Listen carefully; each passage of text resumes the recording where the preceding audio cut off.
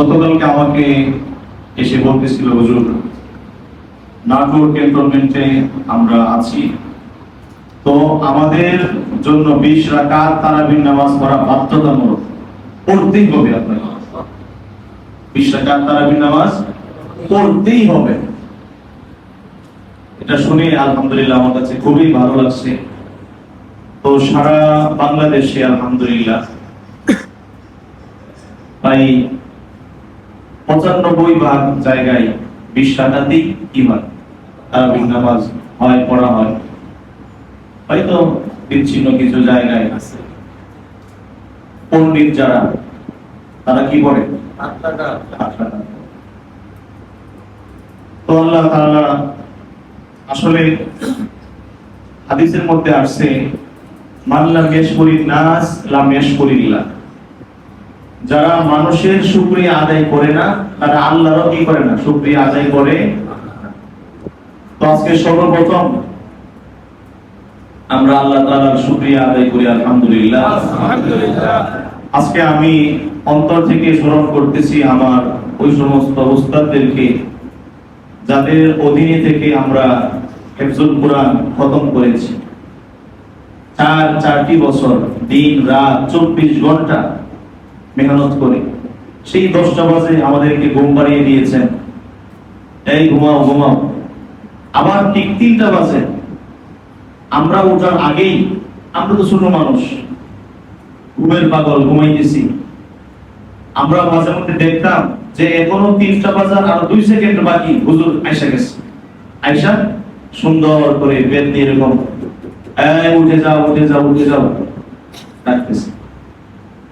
অনেক কষ্ট ক্লেশ মেহনতের পরে এই হিফজুল কোরআন সিনার মধ্যে আসে, এমনিতেই আসে না, এমনিতেই আসে না। আর এই কালাম আল্লাহ যে কাউকে কি করেন না, দান করেন। হাদিসের মধ্যে আসছে, হাদিস না, উলামায়ে কেরামের একটি কওল, আল ইলমু নূরুম মিন ইলাহি ওয়া নূরুল্লাহি লা ইউতা লিআসি। ইলম, এটা হচ্ছে আল্লাহর নূর। এটা কি আল্লাহর নূর? আর আল্লাহর নূর কোনো গুনাহগারের অন্তরের মধ্যে দান করেন না। আপনি একটা বোতল নিয়ে গেছেন দুধওয়ালার কাছে, বোতলের ভিতরে যদি ময়লা থাকে দুধওয়ালা ওইখানে দুধ দিবে? দুধওয়ালা কি বলবে, এটা পরিষ্কার করে আনো, এরপরে কি ডালবে? দুধ ডালবে। তো আমার ওই সমস্ত উস্তাদদেরকে আজকে প্রাণ থেকে তাদের জন্য দোয়া আসতেছে, যে যারা মেহনত করে কষ্ট করে, অনেক সময় পড়া না পারলে কান ধরে কি দিছে, কান দিছে, অনেক সময় দাঁড় করে রাখছে, এই পড়া হয় না এখনো। অনেক সময় আমার আজও পর্যন্ত মনে আছে, আমার এক উস্তাদ, আমি যখন ক্লাস 7 এ পড়ি তখন লুঙ্গিটা একটু বাঁকা হয়েছে, মানে গোসল করার পরে যে আমরা আবাসিক থেকে যারা পড়াশোনা করছেন জানেন, হোস্টেলে থেকে যারা পড়াশোনা করছে, লুঙ্গিটা নাড়তে একটু বাঁকা হয়েছে, আমাকে কানা ধরে টান দিছে, এরকম। কিরে ওমর, লুঙ্গি এভাবে লাগায়, লুঙ্গি এভাবে শুকাইতে দেয়। এই যে হাতে কলমে আমাদেরকে কি দিয়েছেন, শিক্ষা দিয়েছে।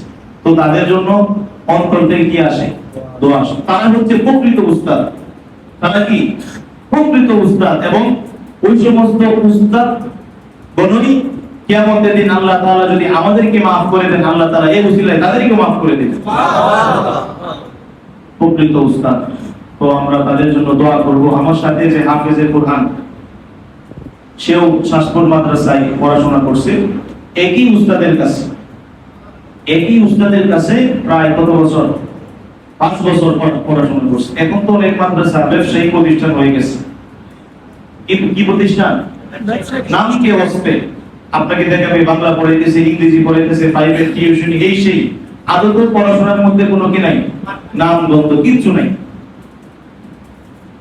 আপনি যদি আপনার সন্তানকে হাফেজে কোরআন বানাইতে চান, তাহলে নিরেট কওমি মাদ্রাসা, যেগুলো নিরেট কওমি মাদ্রাসা, আশপাশ কোনো দান্দা ফান্দা এগুলো নেই, তাহলে ওই সমস্ত প্রতিষ্ঠানে দিতে হবে।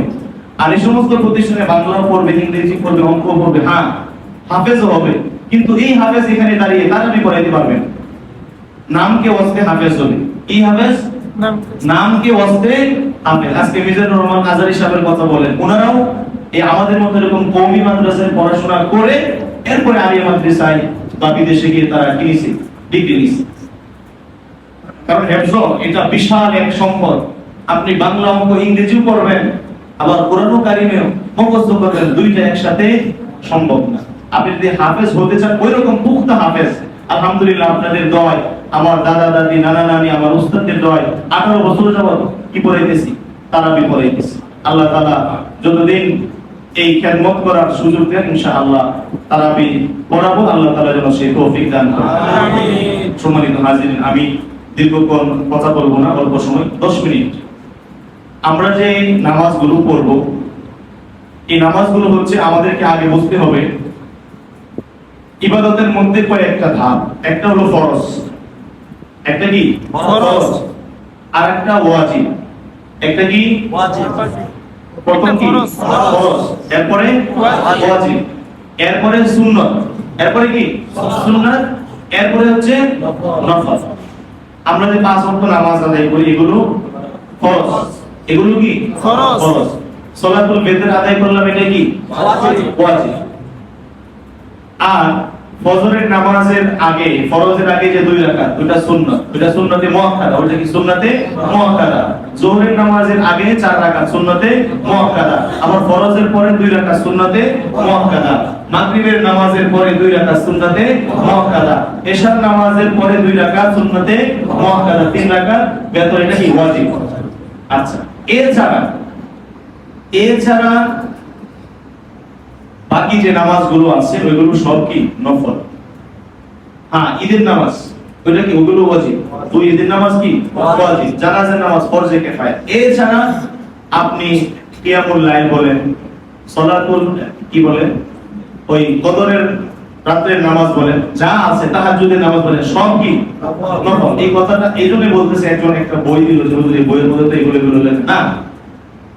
এছাড়া বাকি যা নামাজ আছে সব কি নফল। আপনি নামাজ পড়ার সময় কি নিয়ত করতে হবে, আল্লাহ আমি নফলের নিয়তে কদরের 2 রাকাত নামাজ পড়তেছি, আল্লাহু আকবার। এভাবে 4 রাকাত, 8 রাকাত, 12 রাকাত, 16 রাকাত, যা ইচ্ছা আপনি পড়তে পারেন, কিন্তু নিয়তটা কি হবে নফলের। নিয়ত কি হবে নফলের। সম্মানিত হাজিরিন, অল্প সময় 10 মিনিট আমি মৌলিক কথাগুলো বলি, আমি শেষ করে দিচ্ছি। 1 নম্বর কথা হলো, এই লাইলাতুল কদরের এই রাত্রিতে যদি আমরা পরিপূর্ণ ফাজাইল আর বারাকাত পেতে চাই, তাহলে প্রথম নাম্বার যে কথা সেটা হচ্ছে আমাদেরকে আজম বিল জজম করে যে কোনো গুনাহ আমরা অতীতে করে ফেলেছি এগুলো থেকে আমাদেরকে তওবা করতে হবে। 1 নাম্বার কি করতে হবে, তওবা করতে হবে। 2 নাম্বার কথা হলো, বান্দার সাথে কোনো হকের যদি সংশ্লিষ্টতা থাকে, আমার বান্দাকে গালি দিয়েছিলাম, অথবা সে আমার কাছে পাওনাদার, আমি অস্বীকার করতেছি, ইত্যাদি ইত্যাদি, অর্থাৎ বান্দার যে হকগুলো আমার কাছে রয়েছে ওই বান্দাকে ওইগুলো পৌঁছে দেওয়া, অথবা বান্দার কাছে মাফ চেয়ে নেওয়া, ক্ষমা চেয়ে নেওয়া। একজনের মানহানি করেছি অন্যায়ভাবে, কি হানি, মানহানি বুঝলেন তো? আরে অপমান করা, কি করা, অপমান করা। অপমান করা এটা হাদিসের মধ্যে আসছে। কোন মানুষকে যদি, কোন নিরপরাধ মানুষকে যদি তুহমত লাগানো হয়, অপবাদ দেওয়া হয়, আল্লাহর আরশ পর্যন্ত কেঁপে ওঠে। নিরপরাধ কোন মানুষকে যদি কি করা হয়, অপবাদ দেওয়া হয়। এবং হাদিসের মধ্যে আরো আসছে, আপনি কোন মানুষকে চুরের তুহমত দিলেন, চুরি, কিসের চুরি, একজন নিরপরাধ মানুষকে আপনি বলেন ও চোর, সে যদি নিরপরাধ হয়েই থাকে তাহলে তাকে অপবাদ দেওয়ার কারণে যতদিন পর্যন্ত আপনি তার কাছে ক্ষমা না চাইবেন, আল্লাহ তো ক্ষমা করবেন না। এমনকি যে অপরাধ, যে অপবাদ তাকে আপনি দিয়েছেন, আল্লাহ তাআলা মৃত্যুর আগ পর্যন্ত একবার না একবার হলেও আপনার নামের সাথে সেই অপবাদ আল্লাহ লাগাবেন। নাউজুবিল্লাহ, কত বড় কথা। এই জন্য বান্দার হকের সাথে যেগুলো সংশ্লিষ্ট আছে আমরা বান্দার কাছে মাফ চেয়ে নিই।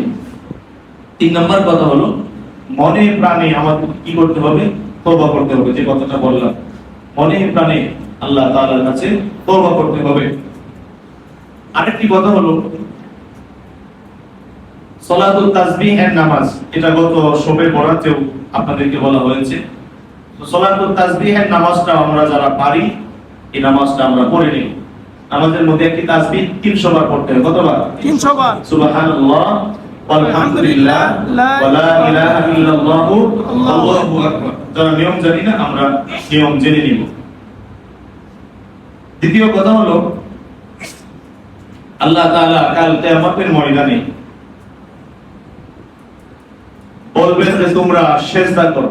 কি করো? সিজদা করো। সিজদার কথা এই জন্য বলতেছি, দেখেন রমজানে আমাদের মধ্যে একটা আমেজ, নামাজের একটা আমেজ, আমরা নামাজ পড়তেছি, রোজাও রাখতেছি, যে রমজান শেষ হয়ে যায় আমরা সব আবার কি ভুলে যাই না, এমন যেন না হয়ে যায়। দেখেন কাল কিয়ামতের ময়দানে হাদিস আল্লাহ তাআলা সূরাতুল কলামের মধ্যে বলেন ইয়াউমা ইউশাফু আন সাকি ওয়া ইউদআউনা ইলা সুজুদি ফালা ইস্তাতিউন।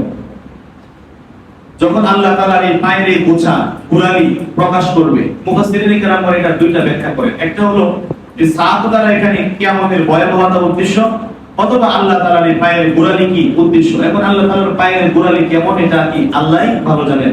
লাইসা কামিথলিহি শাই। আল্লাহ তাআলা এই পায়ের গোড়ালি যখন খুলে দিবেন, উন্মোচন করে দিবেন, তখন বান্দাদেরকে বলবেন তোমরা কি করো? সিজদা করো। তখন কাফের, বেঈমান, নামাজ পড়নেওয়ালা, নামাজ না পড়নেওয়ালা সব এক কাতারে থাকবে। সবাই কি করতে চাইবে? সিজদা করতে চাইবে। তখন একটা পরীক্ষা, সিজদা এটা কি একটা পরীক্ষা। আপনি ওই ময়দানে সিজদা করতে পারলেন মানে আপনি রক্ষা পেয়ে গেলেন, আর সিজদা করতে পারলেন না মানে আপনি ধরা খেয়ে গেলেন। ওই মজলিসে যখন আল্লাহ তাআলা বলবেন সিজদা করো, তখন যারা নামাজ পড়েছিল দৈনন্দিন নিয়মিত মৃত্যু পর্যন্ত, যারা নামাজের সাথে সংশ্লিষ্ট ছিল, নামাজ আদায় করেছিল, তারা আল্লাহু আকবার বলে আল্লাহর কুদরতি পায়ের সামনে সিজদায় পড়ে যাবে। আর যারা নামাজ পড়ে নাই, বছরে একবার, কয়বার? ঈদুল ফিতর আর ঈদুল আযহা আর কদরের নামাজ, শবে বরাতের নামাজ, ইত্যাদি ইত্যাদি নামাজ, কিন্তু ওই যে দৈনন্দিন যে নামাজগুলো যারা কি করে নাই, আদায় করে নাই, অথবা আদায় করেছে নামাজের মধ্যে গাফেল ছিল, এরা শত চেষ্টা করেও ওই দিন আর সিজদা দিতে পারবে না। সিজদা করতে চাইবে কিন্তু কোমর তক্তা কাঠের মতো কি হয়ে যাবে? শক্ত হয়ে যাবে, সিজদা করতে পারবে না। ইয়াউমা ইউশাফু আন সাকি ওয়া ইউদআউনা ইলা সুজুদি ফালা ইস্তাতিউন খাশিআতান আবসারুহুম তারহাকুহুম যিল্লা। তাদের চক্ষুগুলো, দৃষ্টিগুলো অবনমিত হয়ে যাবে, লাঞ্ছনা বঞ্চনা তাদেরকে আবৃত করে নেবে, ঢেকে ফেলবে।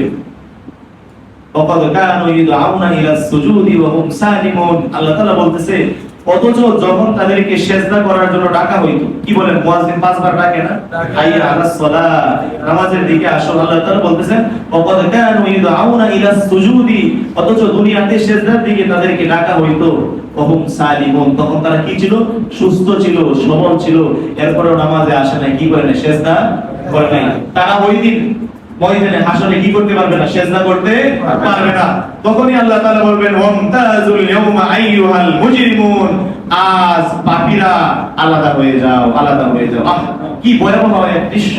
এইজন্য আসুন আমরা শপথ করি, ওয়াদা করি যে এই যে আমরা নামাজ ধরেছি, মৃত্যু পর্যন্ত আমরা আর কি করব না? নামাজ ছাড়ব না। বলেন মৃত্যু পর্যন্ত আমরা আর নামাজ ছাড়ব না। আল্লাহ তাআলা আমাদেরকে পাক্কা নামাজি বানিয়ে আল্লাহ তাআলা যেন আমরা আল্লাহ তাআলার সামনে দাঁড়াইতে পারি, এবং কবরের মধ্যেও যেন আমরা কি ওই যে নামাজ পড়তেছি, মসজিদে আসতেছি, এমন অবস্থায় যেন আমাদের রূহটা কি হয়ে যায়? বের হয়ে যায়। এরকম তৌফিক আল্লাহ তাআলা আমাদেরকে দান করুন সকলে। আমিন। ওয়া আখিরু দাওয়ানা আলহামদুলিল্লাহি রাব্বিল আলামিন।